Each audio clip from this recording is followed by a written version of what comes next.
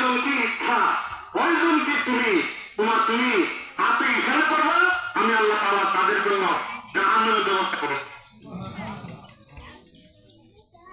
এটা কিসের জন্য বলেন? কিসের জন্য? মার ক্ষেত্রে।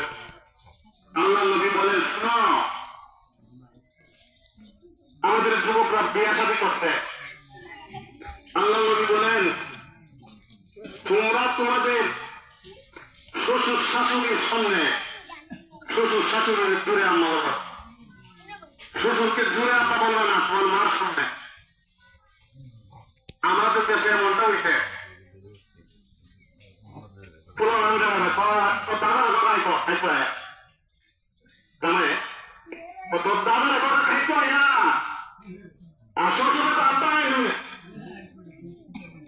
সামনে, আর ছেলেটা খবর ওরা শরীর বড় ওরা দাদার কোথায় আছে না ওটা, আর শ্বশুর তো আব্বা এমনি বলল